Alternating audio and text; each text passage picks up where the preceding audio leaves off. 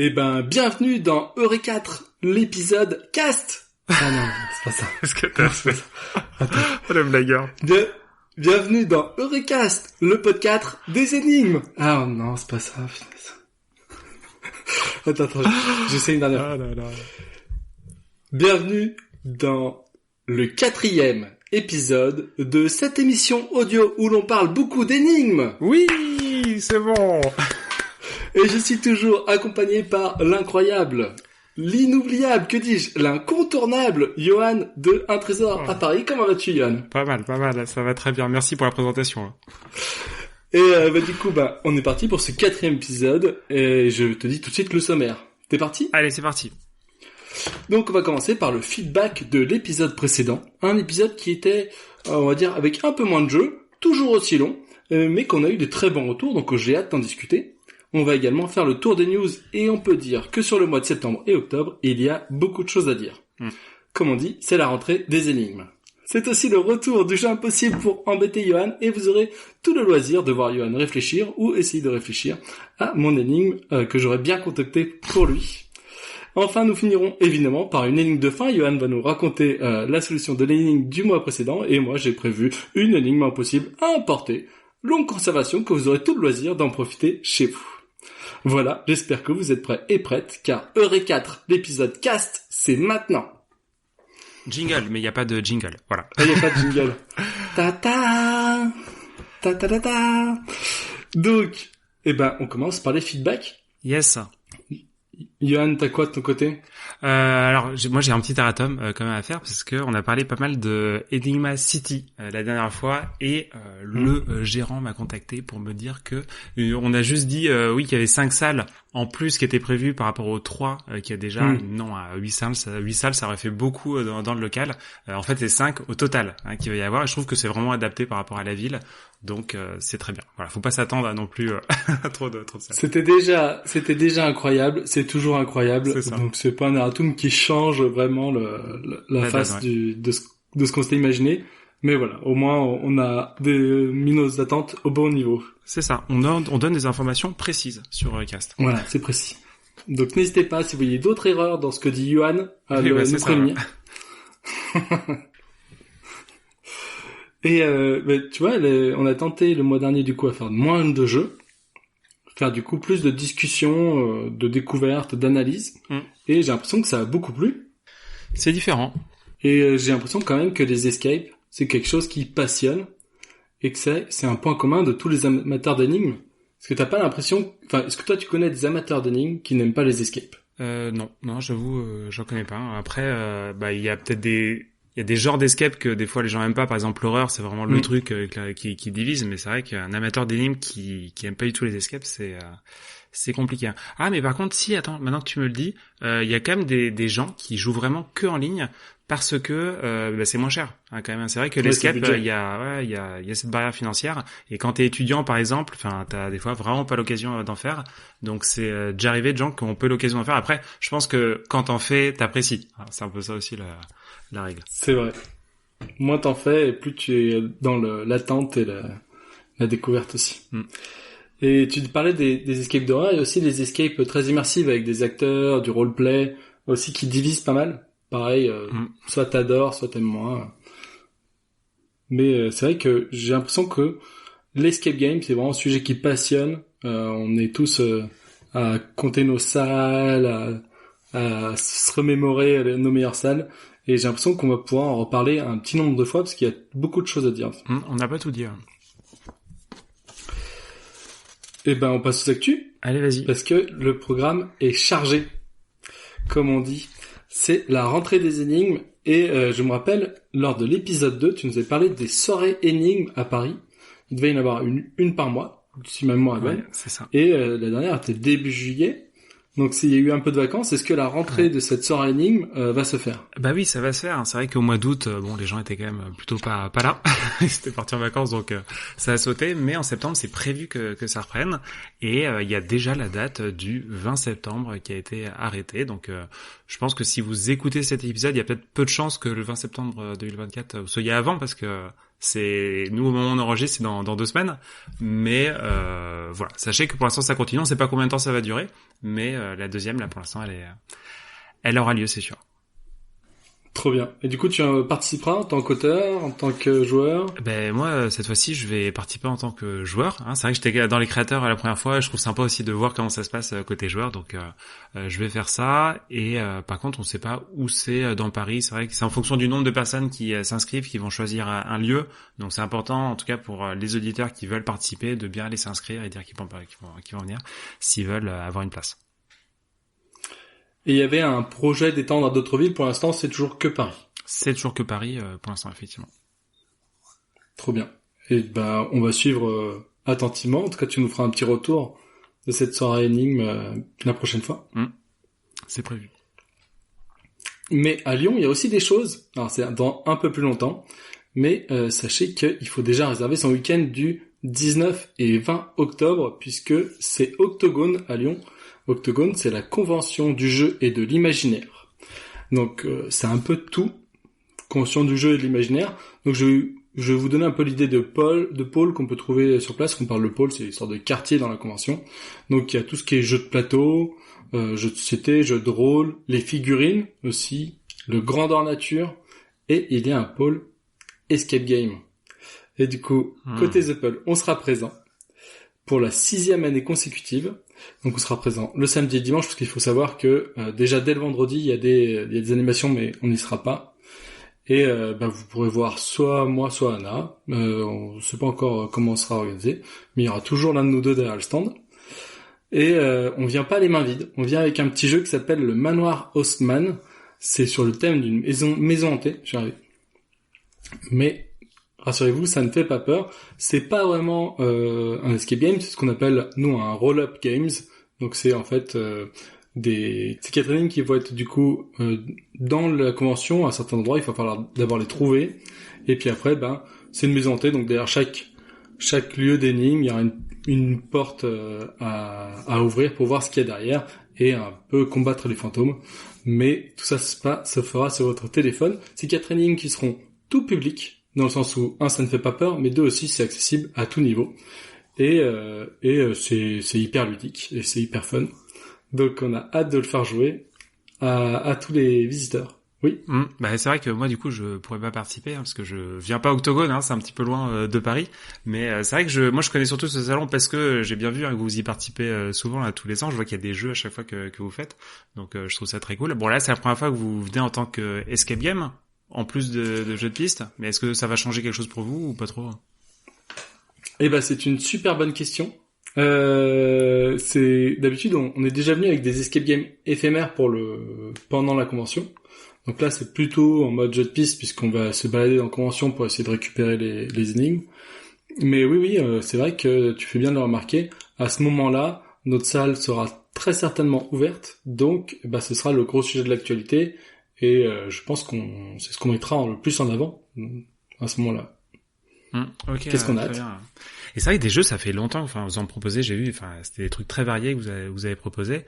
C'est des jeux, par contre, que vous réorganisez plus, non, une fois que le salon est terminé. Non, on les fait de manière réutilisable, donc on les fait tourner de festival, de convention en convention. Donc celui-ci, par exemple, la Maison Haussmann, c'est un jeu qu'on a déjà animé lors d'une autre convention, qui était la Japan Touch. Il y a 2 ans même, il y a 2 ans.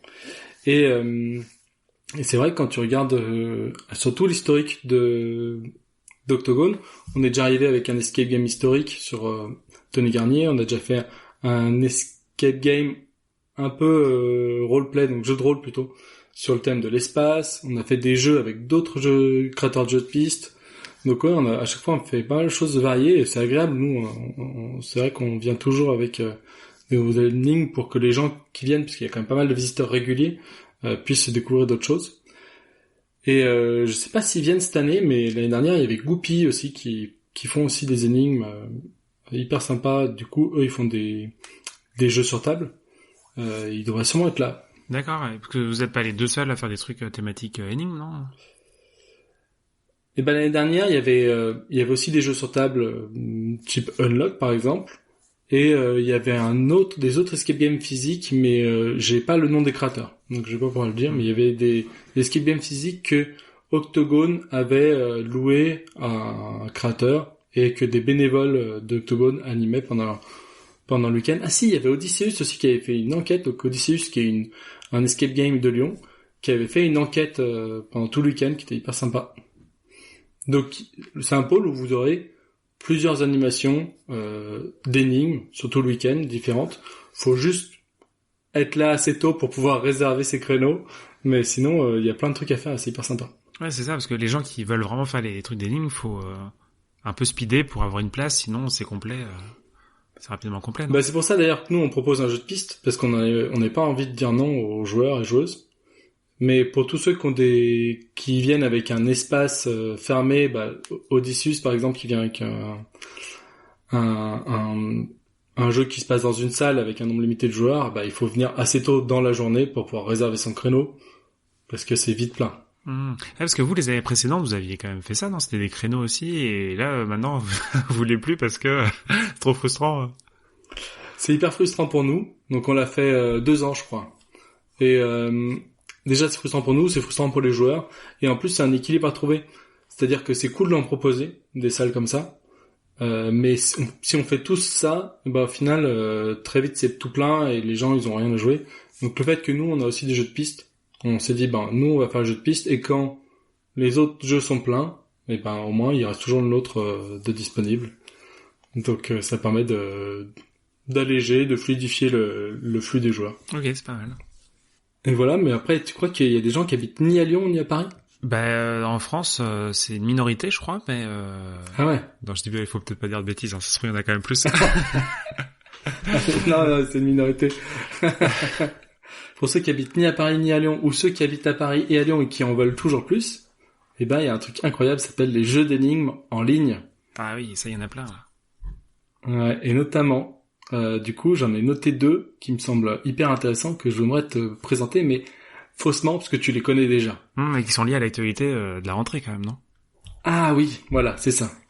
Donc le premier dont je voulais parler, c'est le Killoween. Le Killoween, c'est fait par les auteurs et autrices du Killandrier. Donc c'était un calendrier d'énigmes qui a été fait en février. Tu connais les calendriers d'énigmes? Oui, bien sûr. Ouais. Mais non, j'ai suivi moi le calendrier avec attention. Et puis je crois que t'en as créé 3 des calendriers d'énigmes, donc normalement t'es au taquet dessus. C'est ça. Et ce qui est intéressant avec le calendrier, c'est qu'il est fait par des amateurs de chasse au trésor, donc des énigmes qui sont faites pour être, on va dire, assez épaisses, qui sont pas là pour chercher l'immédiateté. Donc c'est Kétamer, Crush, Anakmar et Isengrin. Ils ont créé 8 énigmes et une finale. Ça va se passer du 10 au 31 octobre, puisque le but c'est d'avoir la finale pour Halloween. Et c'est un niveau vraiment confirmé, si on peut pas.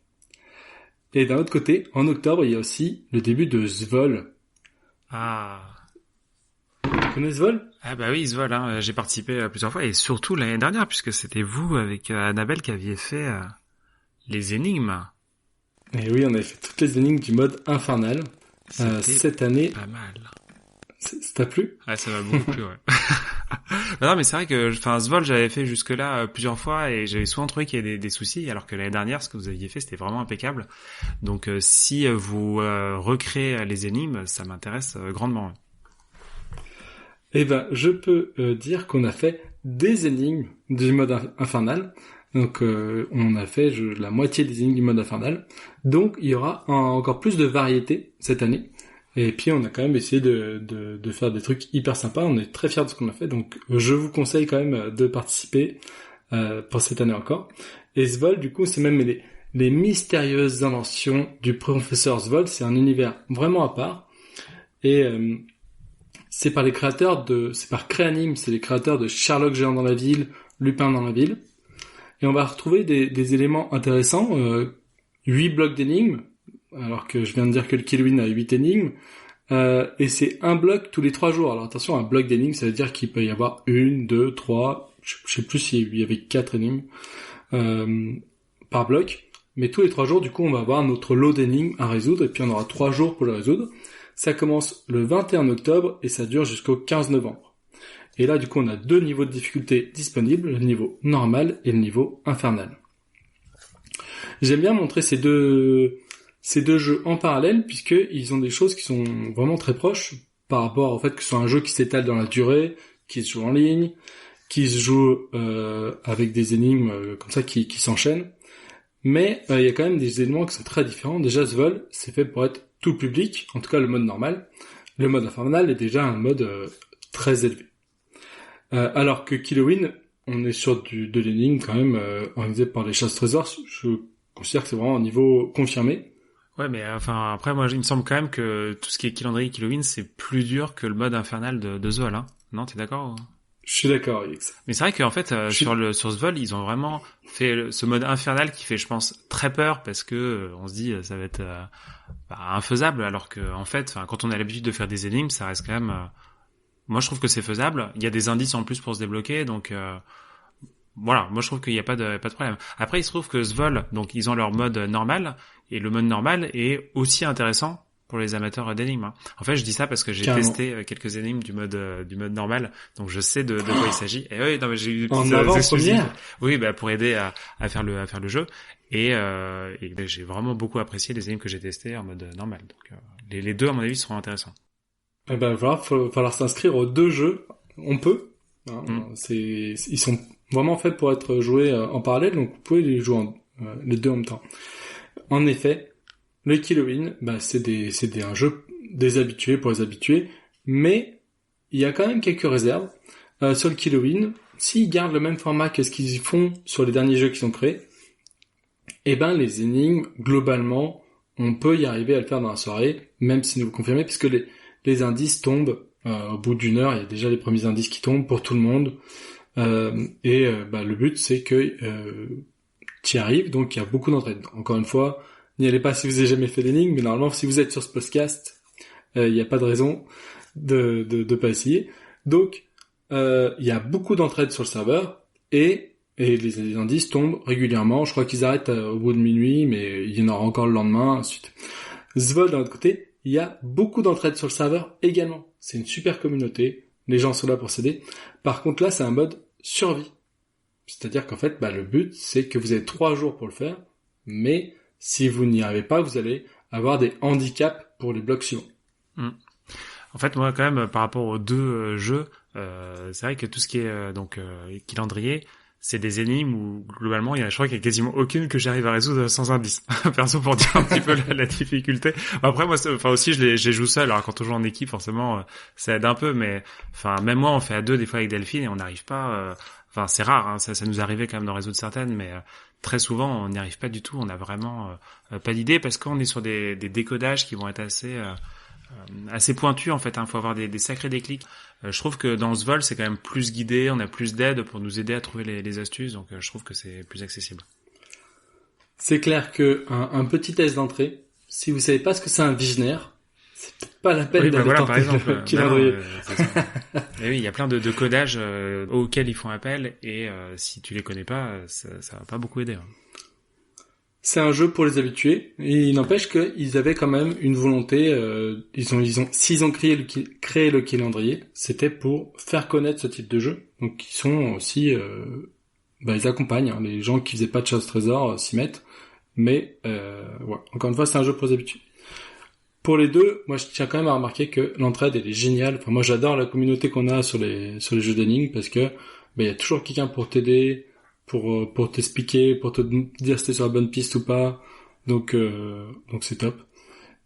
Et voilà, le mode survie, ça donne une petite pression en plus parce qu'en fait vous avez des handicaps qui vont arriver si vous n'arrivez pas à survivre.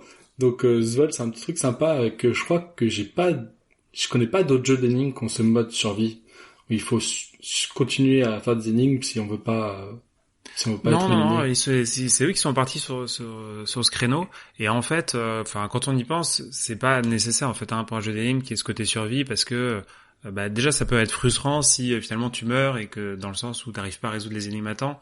Donc c'est un peu contre-intuitif je trouve de se dire c'est un jeu où si tu résous pas assez vite tu arrêtes et tu finis pas jusqu'au bout, alors qu'il y a vraiment une histoire et ça donne envie d'aller jusqu'au bout. Hein. Mais pour moi, ils font ça parce que il y a un petit peu un côté quand même vendeur de dire voilà attention, vous allez mourir. Moi, je trouve que c'est ça. Bah, moi, je suis bien pris par la hype. Moi, ce que j'aime bien dans ce mode-là, c'est parce que t'as des vies quand même. Tu vois, tu vas pas mourir. La première énigme que tu réussis pas, tu vas pas être éliminé. Il faut en louper plusieurs pour être éliminé. En tout cas, c'était comme ça l'année dernière. Et ce que j'aime bien, c'est que du coup, ton temps de résolution d'énigme n'est pas important. C'est pas une course. Tu vois, t'as 3 jours pour faire ton énigme. Tu t'organises comme tu veux. L'important, c'est qu'à la fin des 72 heures, t'aies trouvé la réponse. C'est vrai. Et oui, du c'est coup, vrai ça, que j'aime bien la parce que ça enlève pression, la elle est sur le fait de mourir et pas sur le fait d'être rapide pour résoudre. Ouais, et puis tout le monde n'est pas en groupe très grand à pouvoir faire des énigmes très rapidement. Tout le monde n'est pas disponible à l'ouverture des énigmes. Oui, Donc je trouve que ça enlève ce stress-là. Ouais, parce que les énigmes, elles sortent, je crois, à midi en semaine. Je crois, non, c'est pas un truc comme ça. Il y a toujours un débat là-dessus, donc je sais jamais à quelle heure c'est, mais on le saura quand ça commencera. Il y a quelque chose qui est intéressant en fait avec Svol, c'est que cette année donc ils ont des créateurs vraiment différents, alors que l'année dernière c'était vous étiez que 2 groupes de créateurs je crois. Là il y en a vraiment plus auxquels ils ont fait appel et en fait la plupart des créateurs eh bien ils ont été trouvés dans le calendrier que j'avais fait il y a 2 ans. Hein, il y avait les aventures de l'Avent qui regroupait en fait plein de créateurs différents et j'ai eu des échos comme quoi ils avaient été piochés là-dedans pour trouver des créateurs. Donc ça je trouve que c'est très bien et ça me permet peut-être aussi d'enchaîner et parler d'actualité au sujet de ces créateurs qui avaient participé au calendrier en 2022. Les créateurs de l'Avent. D'ailleurs, oui, parce que le nom du jeu, Les Aventures de l'Avent, je sais pas si toi t'avais bien compris que c'était pour le jeu de mots, parce qu'il y a avant dans Aventure. Ça, tu l'avais ce truc ou t'es même pas sûr? Je l'avais, mais je l'ai peut-être oublié depuis. Tu l'as oublié depuis. Ok. Bon. Dans ces cas-là, pour que tout le monde voit jeu de mots, faut mettre l'apostrophe normalement. Les avant apostrophe ur. Ah oui, mais je crois qu'il y avait déjà un calendrier qui s'appelait comme ça, mais un truc physique, et du coup, je m'étais dit, allez, on va changer. Mais ouais, alors du coup, déjà en octobre, il y a un jeu de Pendulac. Pendulac qui avait participé, Pendulac qui fait des énigmes un petit peu plutôt difficiles. Hein. On est sur de la chasse au trésor où faut vraiment un petit moment pour trouver les réponses. Il y avait le grimoire de Lothaire qu'ils avaient sorti à l'époque. Et là, normalement, pour cet automne, il y a une nouvelle chasse au trésor qui est la suite, qui s'appelle Olga et qui est prévue pour cette année. Donc voilà, si vous avez suivi un peu Pendulac, vous pouvez la regarder. Alors il y a un autre créateur qui continue de faire des énigmes régulièrement, c'est Sphinx Blue.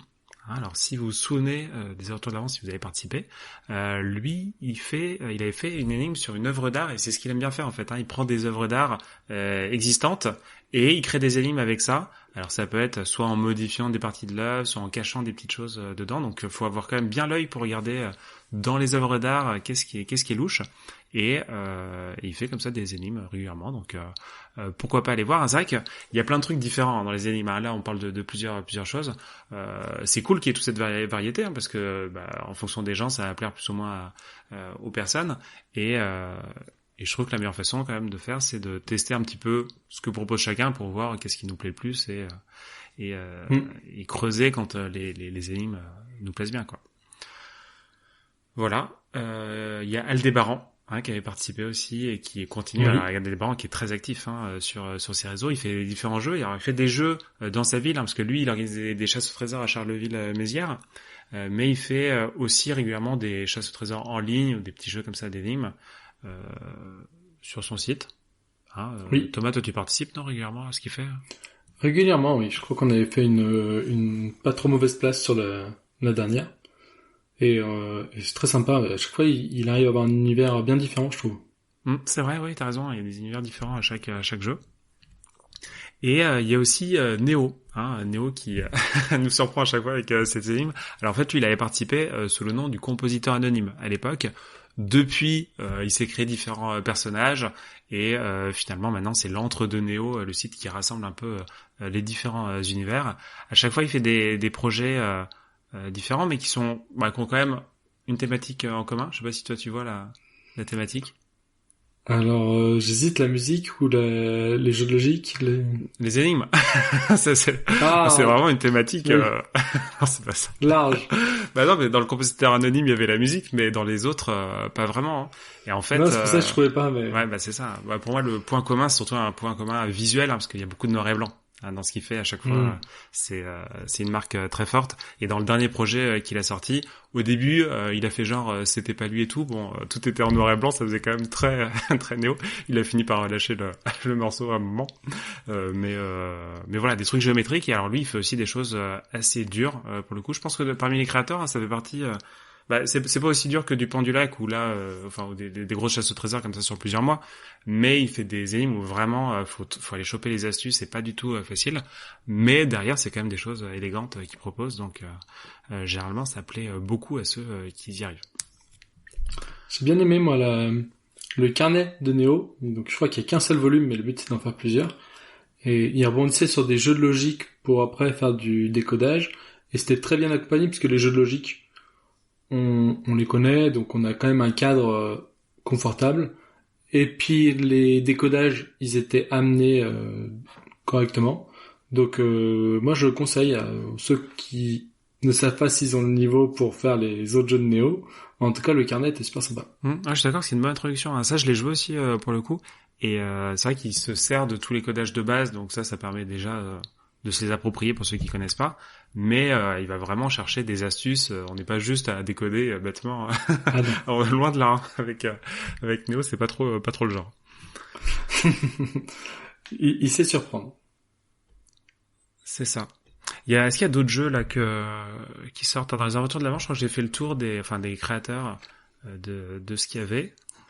Bon après oui, il y a chez Apple hein, bien sûr, mais ça on présente plus hein, parce que c'est toi avec Annabelle qui faites ça. Hein. Il y a les énigmes très amusantes qu'il y a tous les mois. Bon ça, on en a déjà parlé. Il y a le trésor de Stan Bill James, donc pas un nouvel auteur, je sais pas si on peut dire nouvelle parce que c'est un joueur quand même régulier qu'on voit souvent, qui commence le 19 septembre. Et on sait pas encore comment ça va être, mais il a fait quelques énigmes de chauffe qu'il a partagé sur le serveur de Loginomie. Alors Loginomie, suivez bien, c'est les créateurs du calendrier qui ont aussi créé le Killoween. On mettra les liens hein, dans la description. C'est vrai que on parle de beaucoup de choses, ça va dans tous les sens, mais sur Facebook, Instagram, à chaque fois on fait un post pour chaque épisode et dedans on met les liens des choses pour que vous alliez les chercher. C'est pas la peine de chercher sur Google au fur et à mesure on en parle parce que ça peut être un petit peu long. Et du coup, le trésor de Stan Bean James, ça commence bientôt et ça, en tout cas, on est curieux, donc on va regarder ça de près.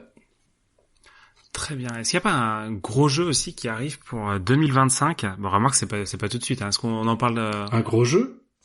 Quel gros jeu? Ah, tu parlerais pas d'une école? Bah si. C'est l'école des agents secrets. Eh oui, c'est Apple University. Mais oui, The Apple University revient. Il n'y a pas vraiment de suspense là-dessus, mais quand même, il y a une petite annonce, c'est que maintenant, la date est officielle.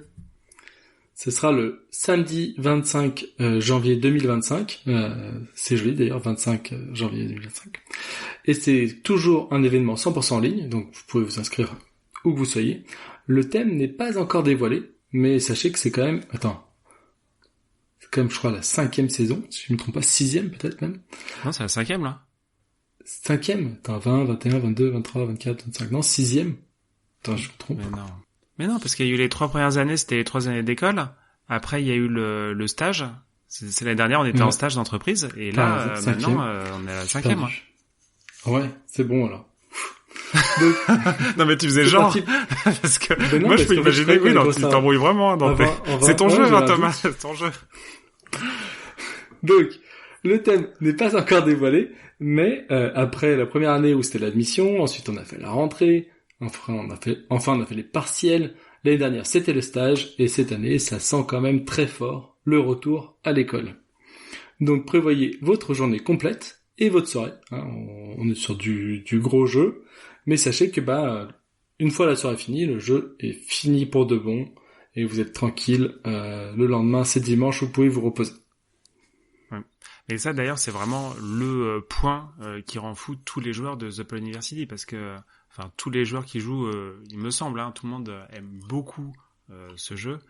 Et il y a cette frustration de dire on peut pas refaire ce qu'on a loupé de jeu. Alors moi j'ai eu la chance de tous les faire, donc du coup je connais pas trop cette frustration, mais j'imagine les gens quand ils se rendent compte en participant au jeu à quel point c'est travaillé et que c'est cool, et qu'ils doivent se dire mais mince, je peux plus jouer les précédentes. Oui, surtout que c'est un jeu qui est quand même fait pour faire monter l'adrénaline. On est sur une école d'agents secrets, et en fait on enchaîne les énigmes toute la journée, on essaye pas mal d'immersion en tout cas. Et en fait, du coup, il y a un petit côté, il y a un rythme assez incroyable. Donc d'habitude ça commence à 10h, peut-être ce sera comme ça cette année aussi. Ça finit à 22h, voire plus tard si on n'arrive pas à s'arrêter. Et c'est vrai que, cette intensité, puis derrière, plus rien, on se dit, attends, mais je pourrais peut-être refaire ceux des précédentes. Mais non, pour l'instant, on a décidé de ne pas passer d'énergie à refaire les années précédentes, puisque ce serait beaucoup de travail quand même pour nous. Et puis parce qu'on on veut en faire un événement, donc on veut que tout le monde soit là ce jour-là, qu'on partage ce moment ensemble. Les gens sont actifs sur le Discord, ils sont actifs sur Instagram, on fait un live. Donc, voilà, c'est le 25 janvier 2025 ou jamais. Ouais, ne loupez pas la date, parce que c'est vrai que les retours sont à chaque fois fous, et ce qui est encore plus incroyable, c'est que Thomas et Annabelle arrivent à ne pas prendre la grosse tête, malgré... c'est incroyable. Ils restent vachement modestes, mais franchement, je connais peu de jeux qui ont des retours aussi fous. C'est super gentil. Merci beaucoup. Et je crois qu'il y a quelques avis qui sont d'ailleurs mis sur la page de University, si vous voulez vérifier ce que Johan dit. Mais dis donc, est-ce que ce serait pas le moment de jouer? Oui, un petit peu, parce que non, mais c'est vrai, et je pense que c'était peut-être un des soucis du précédent épisode, c'est qu'on a beaucoup parlé, on n'a pas beaucoup joué, et on sait pas, il y a peut-être des joueurs qui attendent à chaque fois, des auditeurs qui attendent réfléchir pendant l'épisode. Donc, on s'est dit pourquoi pas un petit jeu quand même pour cet épisode, et Thomas nous a préparé quelque chose. Et oui, j'ai préparé une torture mentale pour Johan. Ouais, super. Et pas que pour moi peut-être, je pense que les auditeurs vont aussi réfléchir. Exactement. Et sache que ce jeu du coup est tiré de mon histoire personnelle, puisque quand j'étais petit, pas si petit que ça, on va dire 10-12 ans, allez. J'avais un ami de ma mère qui venait à la maison, et moi je dis il venait régulièrement, mais ça se trouve il a fait ça que 2 fois, j'ai l'impression qu'il faisait ça à chaque fois. Il venait avec des enquêtes. La règle c'était assez simple, il y avait une situation initiale surprenante. Et souvent un meurtre inexpliqué, un vol inexpliqué. Et tout le monde autour de la table pouvait jouer les enquêteurs et enquêtrices. Donc en gros, on pouvait poser des questions, autant de questions qu'on veut. Mais c'était des questions fermées. En gros, lui, il devait répondre que par oui ou par non. Moi, j'ai souvenir de réfléchir à ça toute la soirée, poser plein de questions. Enfin, moi, c'est vraiment une sorte de Madeleine de Proust, ce truc-là. Et j'aurais voulu te faire jouer un jeu inspiré de ce moment-là. Écoute, pourquoi pas. Alors, j'avoue que ce type de jeu, moi aussi, quand j'étais jeune, avec des amis, on jouait à ce genre de choses. Des fois, ça pouvait durer très longtemps. Les questions, c'était une centaine de questions, des fois, pour pouvoir la répondre. Donc, j'espère que ça va pas durer 3 heures. C'est vrai que ça me fait aussi penser au jeu de société Black Stories, parce que il y a ça qui est sorti. C'était quand même une dizaine d'années, je crois, mais c'est plutôt récent par rapport à ce dont tu parles, et moi aussi. Mais il y a un jeu de société carrément qui fait ça avec des cartes. C'est une série de cartes qui à chaque fois présente ces situations. Enfin, en gros, c'est les sujets des énigmes, et où ça se joue à plusieurs, où chacun dans un groupe essaye de trouver en posant des questions. Et ce qui est bien, c'est que les gens sont à plusieurs pour essayer de trouver les réponses. Donc ils peuvent y arriver, quoi. Et quand t'es seul, c'est beaucoup plus dur de trouver les réponses. J'essaye juste un peu de donner des excuses pour la suite qui va arriver, parce que je sais déjà que ça risque de poser problème. Ça commence déjà en prenant du pied. C'est ça. Sache que tu n'es pas tout seul. Il y a des millions d'auditeurs pour t'aider. Allez, pour t'échauffer, j'ai un petit entraînement si tu veux. Ok. Par exemple, ma situation extraordinaire, c'est que j'ai mangé tous les gâteaux qui se trouvaient dans mon placard. Et pourtant, j'ai encore faim. Comment ça se fait? Bah déjà, s'il y avait pas de gâteau, tu pourrais très bien avoir encore faim parce que t'as rien mangé en fait. Eh ben, c'est une très bonne réponse, C'est ça. tu vois. Non, mais Alors, t'as pas très bien fait, parce qu'il fallait faire on va des poser des questions. qui Ah oui. finissent par oui ou par non. Bah oui, mais là c'était évident là. C'est ce qu'on appelle un échauffement, hein. Ah ok, pardon. Ouais. Bon bah désolé. Y a pas de souci. Bah, en fait, c'était une question en fait. Hein. Tu sais, enfin, je l'ai fait en mode affirmation, mais est-ce que c'était Ah, ça c'est pour là ça. Voilà, c'est pour ça. Il y a eu Et une oui, question. la réponse est oui. Ok, Il n'y avait pas de gâteau dans mon placard. Du coup, je pense que t'es chaud là. Là Oui, bah c'est bon. Là, tu m'as mis en confiance là. Tu me la fais pas en une question parce que sinon je vais pas être content. Okay. Du coup, c'est basé sur une histoire personnelle. Alors, pas de meurtre, pas de vol d'ailleurs non plus. Pour info, cette histoire personnelle, elle a quelques années, mais elle s'adapte vraiment bien à cet été. Donc, on peut imaginer pour le jeu que ça s'est déroulé cet été. Okay. Et cette situation, elle est incroyable. Et du coup, quand j'ai vu ça, j'ai dit, je vais faire une enquête. Et puis, je l'ai fait deviner à Anna. C'était très rigolo. Et puis, je l'avais dans un coin de ma tête. Et voilà, c'est donc tu es la deuxième personne à la jouer. Ok. Donc, est-ce que tu es prêt pour la situation de départ? Ouais, vas-y. Un jour, c'était l'été, je rappelle. J'ai vu une voiture rouge avec écrit bleu dessus. Et pourtant, bah, tout le monde trouvait ça normal. Pourquoi? Ok. Bon, là, il n'y a pas de truc évident qui viennent à l'esprit. Donc, ouais, donc sur la voiture qui est rouge, il y avait marqué bleu. Et les gens trouvaient ça normal. Ok. Alors, Complètement. moi, je t'avoue que je vois ça, ça me choque pas spécialement, hein, parce que sur des voitures, il peut avoir marqué ce qu'on veut et je vais pas être choqué parce qu'il y a marqué bleu. Hein, tu sais. Je vois mal quelqu'un d'ailleurs faire un scandale en disant mais comment ça se fait, elle est rouge. Je vais être plus précis. Il n'y avait écrit que bleu. C'était le seul mot sur la voiture. Mm-hmm. Et c'était grand. Ok. C'est vrai que moi ça me fait penser à la radio France Bleu. Et bon, je crois que dans le logo de l'émission, de la radio France Bleu, il y a surtout marqué bleu, non? Et toi, oui, toi c'est vraiment que bleu, hein, donc il n'y a pas de France. C'est le seul mot sur la voiture. Ouais, d'accord. Et je rappelle la règle, tu dois répondre, poser des questions. Oui, pardon, non, mais je dois répondre par oui ou par non. On n'y est oui, pas. Oui, je sais. Tout. Non, mais moi, là, je fais juste des constats, des réflexions en fait, hein, parce que c'est vrai qu'au final, je pense que c'est important que je partage ma réflexion aussi pour les auditeurs, qu'on sache un peu où je vais, parce que sinon, je pose des questions qui n'auront aucun sens et les gens se demanderont pourquoi. L'énigme, c'est de comprendre comment tu réfléchis. Ouais. Bon, donc ouais, on a une voiture. Donc, je rappelle, elle est rouge et il y a marqué bleu dessus. Ah, oui. Ça. Est-ce que bleu est écrit en bleu? C'est peut-être bizarre comme question. C'est pour m'aider à mieux voir. Tu te rappelles plus? J'aurais dit non. D'accord. Ok. Bon. Peut-être en blanc. Enfin, moi, c'est pour m'aider juste à me représenter le truc. Hein, mais c'est potentiellement marqué en blanc. Ouais, d'accord. Donc, il y a bleu écrit en blanc sur une voiture rouge. Ouais. Ça fait quand même 3 couleurs qui sont assez communes en France. Bah, je sais pas, la voiture, est-ce que c'était pas genre un dingbat pour dire la France avec bleu, blanc, rouge comme ça qui était présent de 3 façons différentes, hein, avec la couleur de fond, la couleur écrite et la couleur d'écriture. Malin, mais non. Ouais, d'accord, ok. Ce n'était pas une énigme. C'était pas une énigme. C'était normal. D'accord. C'est vrai que, enfin, c'est quand même très rare, hein, les voitures énigmes, hein, malheureusement. Mais ou alors, ouais, dans une énigme, il y a ça. Mais toi, tu as dit que c'était en vrai, donc fatalement, ça peut pas être ça. D'accord. Ok. Bon, bah ouais, non, c'est un petit peu dur de savoir où partir parce que, déjà, vu que c'est pas un meurtre comme d'habitude, on peut pas chercher les mobiles et les alibis, etc. Là, il faut juste essayer de comprendre ce qui se passe. La voiture, est-ce qu'elle était à l'arrêt? Oui. Est-ce qu'elle était garée? Oui. Ok. Bon, ça t'a laissé le temps de l'observer. Hein. C'est vrai que si elle roule, c'est peut-être plus dur de lire ce qui a marqué dessus. Très bien.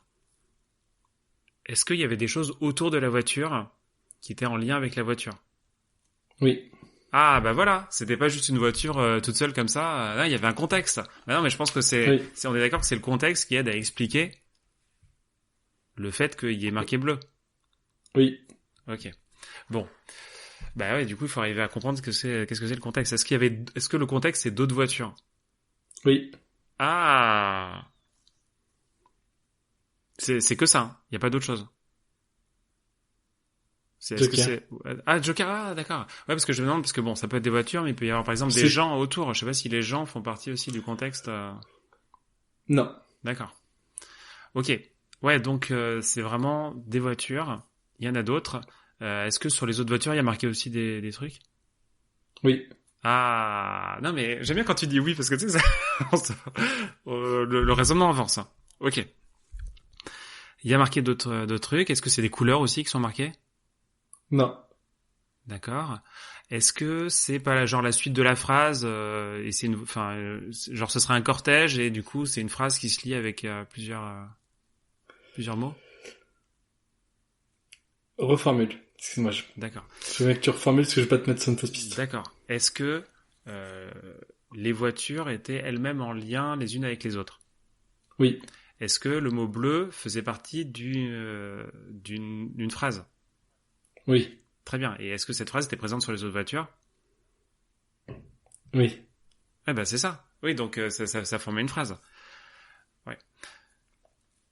Et les autres voitures, est-ce qu'elles étaient rouges aussi? Non. D'accord. Est-ce que c'est une importance la couleur des autres voitures? Oui. Ah. Hmm.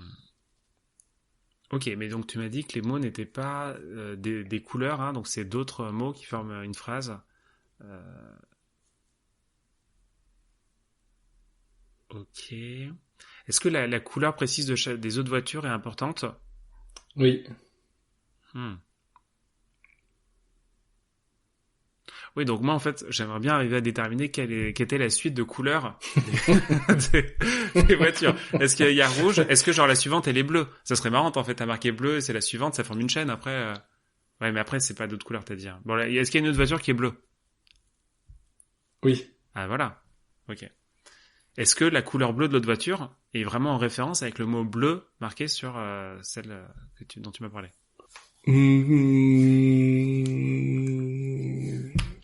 Indirectement. Hmm. Ok. Est-ce que t'as un truc qui me vient? Est-ce que c'est un lien avec les drapeaux? Parce que c'est vrai que les couleurs, c'est souvent en lien avec les drapeaux là. Oui. Ah. Ok. J'ai l'impression d'arriver quand même un peu à cibler le T'avances truc. bien, Hein. t'avances bien. Je pars pas trop sur des fausses pistes hein, pour l'instant. Carrément. Ok. Bon. Donc il y a des drapeaux, ça c'est bien. Est-ce que le bleu est en référence avec la France? Oui. Ah bah voilà, ok. Et la couleur rouge de la voiture aussi ou pas? Oui. Ah bah voilà, c'est ça. Moi je t'ai dit bleu, blanc, rouge tout à l'heure là, et t'as dit oui, non. Bah, du coup il y avait un lien quand même entre le bleu, blanc, rouge et le drapeau de la France. Oui. Hmm. Bah, le À fait l'époque, qu'il quand y tu a m'as un dit ça, lien. tu m'avais pas dit qu'il y avait plusieurs voitures. C'était la grosse D'accord. différence. Ok. Bah ouais, mais les autres voitures, est-ce que les autres voitures, il y a d'autres drapeaux qui sont représentés? Il y a aucun drapeau de représenté. Ah oui, d'accord, oui, c'est pas un drapeau qui est représenté, mais c'est en lien avec la France quand même. Hmm. Ouais. Bah oui, c'est ce lien, pour moi, si à partir du moment où il y a un lien, c'est que ça le représente indirectement, mais toi tu le vois peut-être pas tout à fait comme ça. C'est ok. Hmm. Euh... Combien il y a de voitures à ton avis? Alors, des voitures, non, bah, au moins deux. Mais c'est vrai que ça pourrait être intéressant de savoir combien il y en a. Hein. Il y en a combien? Il y en a 10? Non. Mais genre plus? Non. Ah oui, d'accord, il n'y a pas beaucoup. Mais il n'y en a pas que deux quand même. Non. Il y a quoi, 5? Non. 3? Oui. Ah, il y en a que 3. Ah, comme les 3 couleurs du drapeau de la France. Oui. Ah. Bah, ok. Bah, ah oui, bah voilà. Et du coup, les voitures, elles sont bleu, blanc, rouge. Oui. Ah bah voilà, ok. Et du coup, ça représente le drapeau de la France. Oui. Là, oui. Ouais, d'accord. Ok, oui, le rouge de la première, bah oui, le rouge de la première voiture, pour moi, il représente le rouge du drapeau de la France, quoi. Ok. Ça marche, et du coup, il y a marqué bleu, mais sur les autres, il n'y a pas marqué blanc et rouge. En fait, c'est ça qui est, Non. sinon, il y aurait eu les couleurs, hein, depuis le début, là. D'accord, donc il y a bien bleu qui est marqué, et bleu, du coup, si c'est en contexte d'une phrase, est-ce que c'est dans le sens de la couleur, ou est-ce que c'est peut-être dans le sens de l'équipe de foot, par exemple, ou ce genre de choses? Est-ce que c'est la couleur? Non. Ouais, c'est ça, c'est l'équipe de foot? Oui. Ah, ok. Ouais, bah, je sais pas, et donc il y a marqué allez-les sur les autres? C'est ça? Oui. C'était Ok. écrit allez les bleus sur 3 voitures différentes, une Ah, bleue, une d'accord, et blanche, sur une la rouge, la rouge. dernière. Ah oui, c'est ça, non mais, bêtement, c'est vrai que j'ai... C'était un concessionnaire qui avait placé ses voitures devant sa concession. Et du coup, bah, à l'oral encore mieux, bah, t'as une voiture rouge avec écrit bleu dessus. C'est D'accord. pas du Bah tout oui, étonnant. c'est la dernière. Et c'est vrai qu'il y a un truc où j'ai pas tout de suite tilté, c'est que le rouge dans le drapeau étant en dernier, c'est vrai que la phrase finissait par ça, alors que moi, dans ma tête, elle était vraiment en premier, hein. Vu que c'est celle dont tu me parlais. J'imaginais les voitures derrière, mais non, d'accord, ok, elles étaient dans le bon ordre. Ok, c'est marrant, ouais, j'avoue que ce genre de coïncidence, c'est marrante, le fait qu'il y ait bleu sur rouge, quoi. Très bien, bah merci, hein, Thomas, pour cette énigme, hein. Finalement, j'ai l'impression de m'en être pas trop mal sorti, hein, parce que j'avais vraiment peur, mais bah, Carrément. tu m'as un petit peu aidé, mais au final, Juste pour c'était bien. garder le rythme, mais sinon, t'allais y arriver, je pense. Ok. Et oui, quand je t'ai demandé de reformuler, c'était ça, c'est qu'en fait, t'as dit, ah, est-ce que la voiture suivante est bleue? Je pouvais pas dire oui, mais en même temps, je voulais pas te fermer cette piste, donc, je voulais que tu reformules une question plus simple. Ah oui, genre ouais, dans les suivantes. Attends, je t'ai demandé si les suivantes étaient bleues, c'est ça, alors qu'en fait c'est une des Hmm. précédentes, puisque théoriquement c'est d'abord la bleue. Ouais. Ouais, d'accord, ok. Et t'as reformulé en disant, est-ce qu'il y a une autre voiture bleue? Et là, je Oui, peux voilà, dire oui, oui. c'était bon. Ouais. Ok. Ok. Et bah, bravo, tu t'es super bien débrouillé, et c'était bien, bien rigolo à voir. Au début, t'as quand même paniqué, ça s'est vu, c'était agréable. Oui, bah, c'est ça. Et à la fin, t'étais content, donc c'est ce qu'il faut. Voilà, bah on verra si les auditeurs auront réussi aussi à trouver. Peut-être qu'ils auront trouvé avant moi. Est-ce que c'est possible? Ouais, parce que c'est vrai que vu que les informations, si on les a au fur et à mesure, c'est peut-être aussi vraiment au dernier moment qu'ils pourront l'avoir. S'ils l'ont eu avant, franchement, ils sont forts, hein. Tu te rappelles qu'ils mettent pause pour réfléchir. Oui, mais Donc même. eux, ils ont peut-être plus de temps que toi, Ouais, ok. mais honnêtement, t'es allé très vite, donc je sais pas s'ils vont réussir aussi vite que toi. Ok. Et bah, c'était super. Merci beaucoup d'avoir accepté de te prêter au jeu de la torture mentale.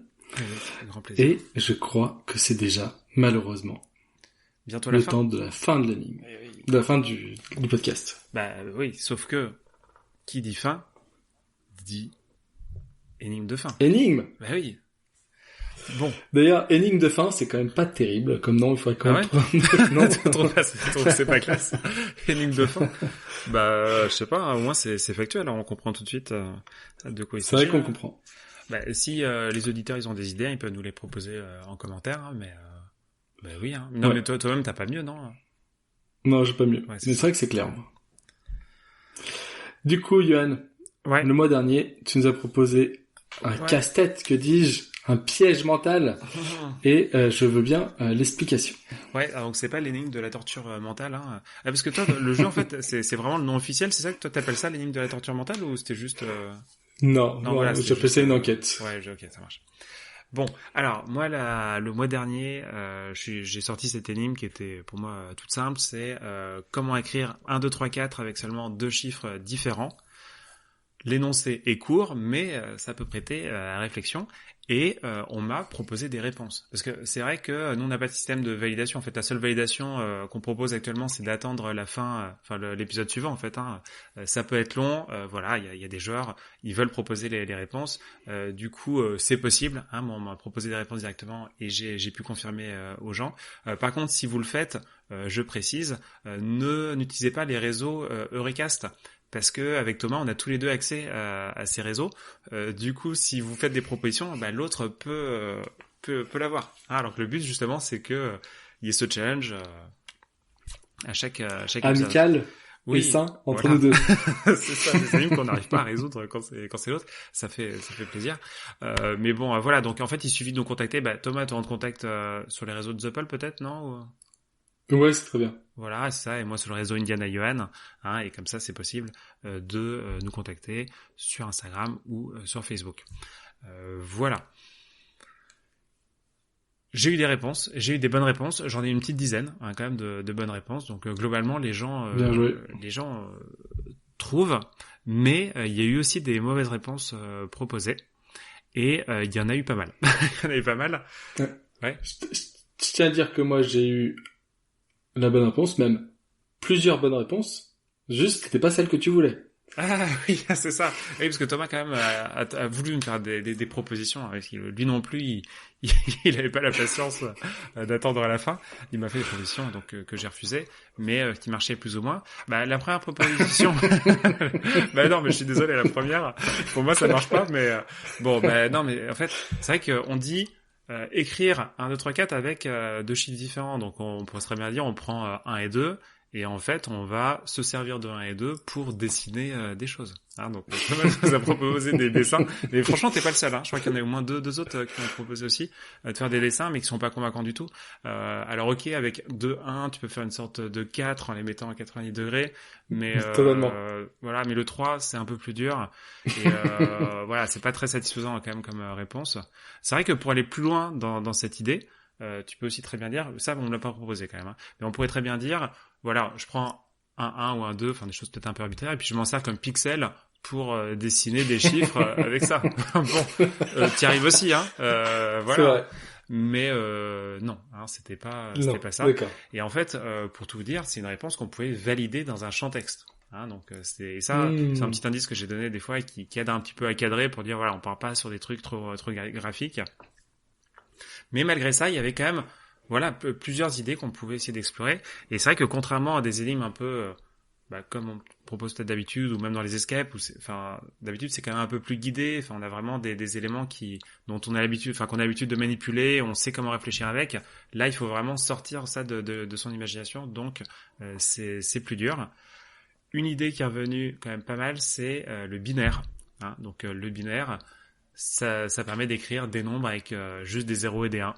Donc finalement, ça répond pas mal à la question, hein, puisque c'est juste 2 chiffres différents. Et en combinant des 0 et des 1, on peut écrire les nombres qu'on veut. Donc ça, c'est quelque chose qui est quand même assez pointu. Hein, en fait, le binaire, normalement, les gens ne connaissent pas.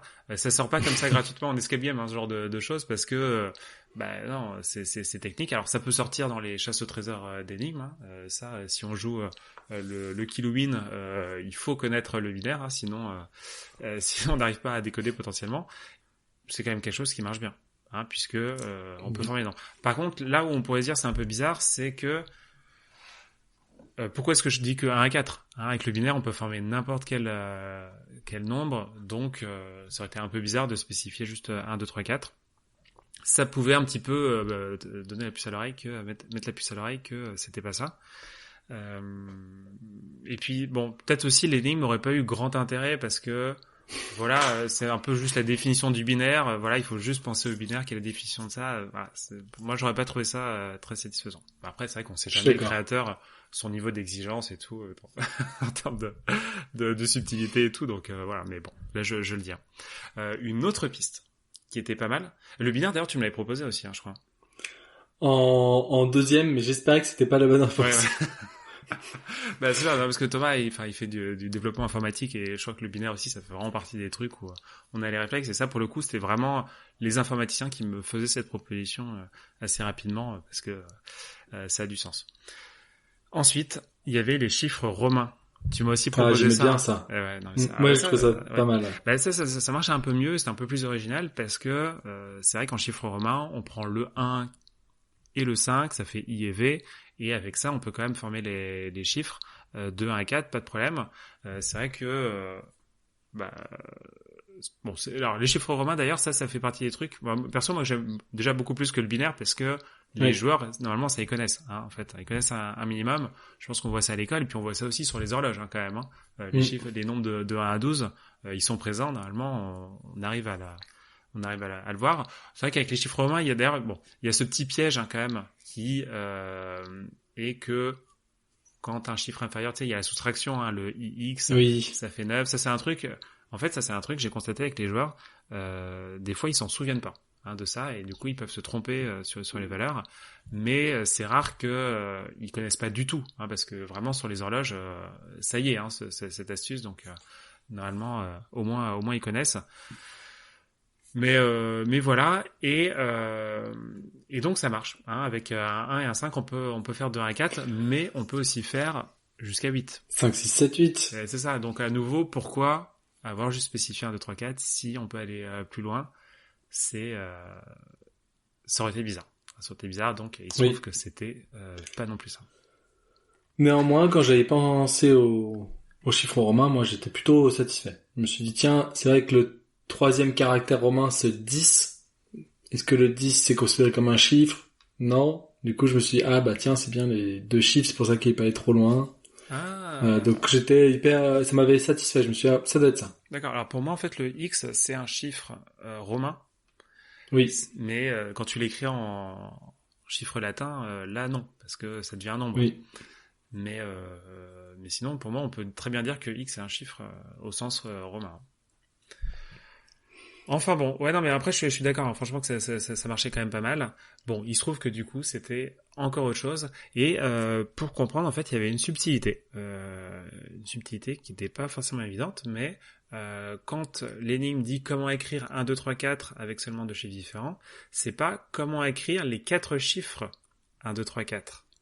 Ah. Et oui, c'est ça, et en fait c'est ça qui fait toute la différence. Toi Thomas, du coup, t'as trouvé la réponse de ça? Oui et non. Ah, parce que bon, Thomas, normalement, il a pas le droit d'indice, hein, quand il cherche les...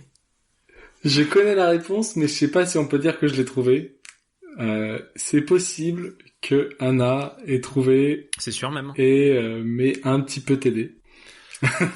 Non mais voilà. Non, Anna a trouvé, bien sûr, elle a trouvé, comme toujours. Et du coup, elle m'a un petit peu aidé parce qu'elle a vu la frustration sur mon visage et s'est dit quand même, j'ai envie de passer des bonnes journées. Donc elle m'a donné un petit coup de pouce. Ah, la traîtrise. C'était juste un indice, hein, qu'elle m'a donné. D'accord. Bon, en fait, c'était quand même pas simple à trouver. Est-ce que tu vas donner un indice ou est-ce que tu vas donner la réponse, parce que l'indice d'Anna était pas mal, si jamais tu veux. Ah oui, non mais en fait pour moi le fait déjà de dire que c'est pas les 4 chiffres, ça peut aider. Vas-y, si t'as un autre indice, hein, pourquoi pas, moi j'en ai pas. Moi elle m'a dit comment tu peux écrire 1, 2, 3, 4 avec seulement deux chiffres. Ah là là, ça aide tellement. Bon après il y a ce truc de quand tu connais la solution, t'as l'impression que ça aide toujours, mais franchement je trouve que ça aide beaucoup. Pour moi elle donne limite la réponse en fait, dans le sens. Quand elle me l'a dit, je dis et il est où l'indice? Bien oui, non mais c'est vrai que cet indice est pas mal pour le coup parce que on comprend pas forcément. Mais bon, bah oui, non, en groupant par deux déjà. Je trouve que ça te permet quand même que tu trouves la réponse toi-même, même si ça donne beaucoup. Ouais, c'est ça. Bon, bah oui, donc pour ceux qui n'auraient pas compris avec l'indice de Thomas, ce qui est possible, hein, la solution, ça consistait d'abord à écrire juste 1, 2, et 1, 2, et ben on écrit juste 2 en fait, hein, il n'y a pas besoin d'écrire le 1, et le 2 il est écrit, et pour écrire 3, 4, il suffit d'écrire 3 fois le chiffre 4, on est bon, 2444, on a écrit 1, 2, 3, 4, mais avec seulement les chiffres 2 et 4, donc c'était ça la réponse. Et là vraiment il y a une petite astuce, on est sur un truc, on est un peu sur une énigme ludique normalement, donc là ça marche. T'as peut-être des commentaires à faire sur cette énigme? Eh ben d'abord, j'aime beaucoup. Voilà, on n'est pas sur les stats de est-ce que c'est une fille ou un garçon. Ah, ça t'avait trop motivé ça. Non, c'est très sympa. Quand on a la réponse, ça marche. Si j'avais dû l'améliorer, on va dire, c'est pas forcément le mot que je cherchais, mais la pimper un peu par rapport à mon expérience de joueur et éviter un peu toutes ces fausses pistes, j'aurais peut-être tenté de dire comment je peux écrire 1, 2, 3, 4 en 4 chiffres, mais en n'utilisant que 2 différents. Ça a enlevé toutes les fausses pistes que j'ai eues. Attends, vas-y, redis-moi. Comment écrire 1, 2, 3, 4 avec 4 chiffres, mais seulement 2 différents. Ah, c'est pas mal. Ouais, effectivement, à donner ce critère-là, parce que bon, on est d'accord, hein, pour arriver à une solution où il n'y a pas d'ambiguïté, il faut donner des critères supplémentaires qui valident, et dire que il y a toujours 4 chiffres, c'est pas mal. Et ça reste le côté confusant de dire, 1, 3, 4, c'est bien 4 chiffres, mais faut t'en enlèves 2. C'est bizarre. Alors, moi, je pense qu'il y a peut-être le risque aussi, c'est que ça devienne trop simple, mais faudrait tester. Hein. Ouais. Les auditeurs, vous pouvez tester auprès de vos amis cette variante et puis nous dire si les gens trouvent. Hein. C'est vrai que moi, j'ai peur que ça soit trop facile, mais après, c'est que les tests moi, qui permettent de dire.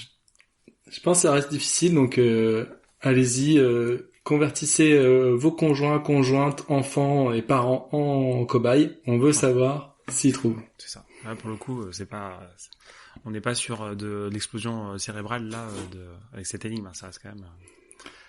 Ça peut être perturbant. Oui, bien sûr, oui, c'est ça. Mais bon, disons que c'est accessible. Oui. Les enfants peuvent la résoudre. Hein, voilà. Oui. C'est un bon critère. Moi, d'habitude, ça m'aide.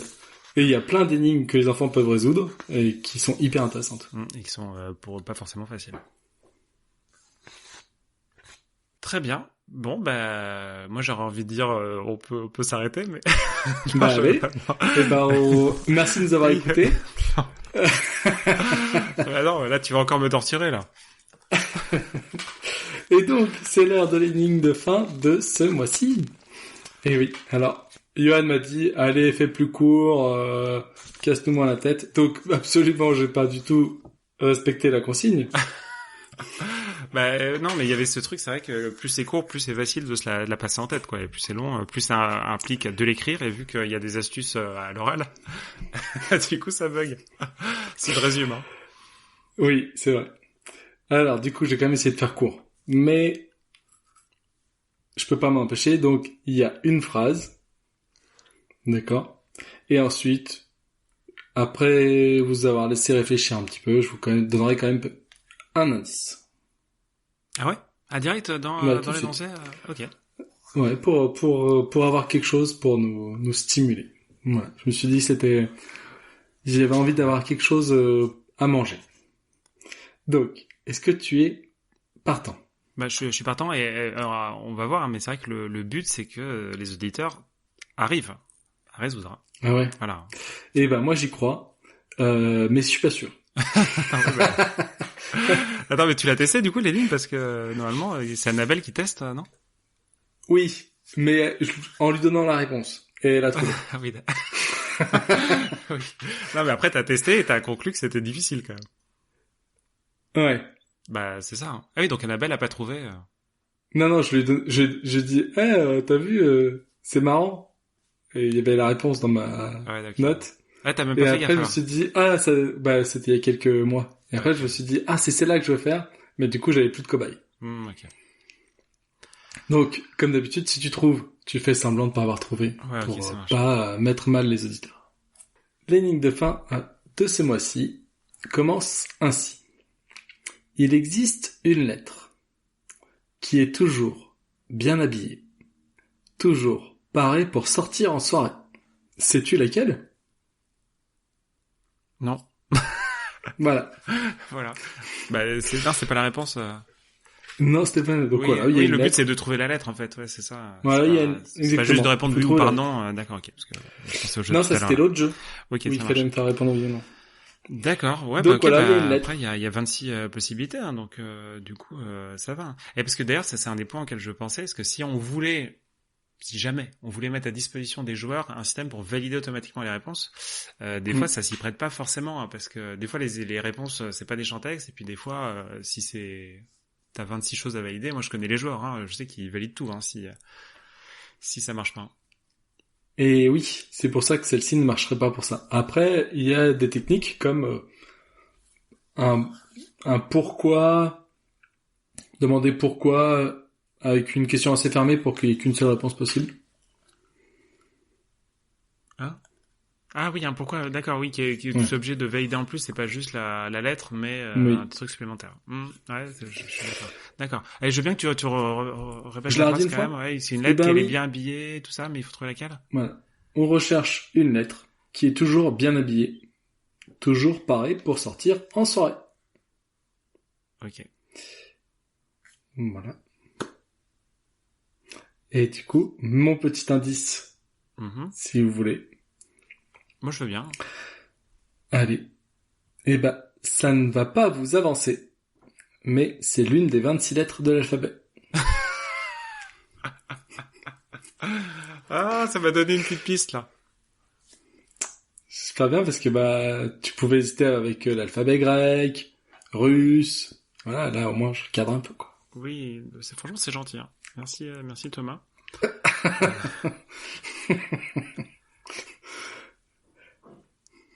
Ok. Non mais là, bon, je réfléchis, mais je l'ai pas. Hein. C'est pas. Je fais pas semblant. T'as pas eu de petite piste? J'ai une petite piste, mais attends, si, je peux te la dire et on bip au pire. Ouais ou pas? Attention, bouchez-vous les oreilles. Ça se trouve c'est une piste qui est éclatée et du coup c'est pas grave du tout. En fait, moi quand tu t'as dit, je me suis dit c'est peut-être pas, tu vois, un truc comme ça là. Et ouais, c'est pas par hasard. Et t'as bien chopé. C'est pas par hasard que je dis ça. Mais il y a même encore plus que ça dans cette phrase. Ah, il y a encore des astuces. Il y a pas d'autres trucs cachés. Mais pourquoi j'ai mis cette instruction là, c'est encore plus que ça.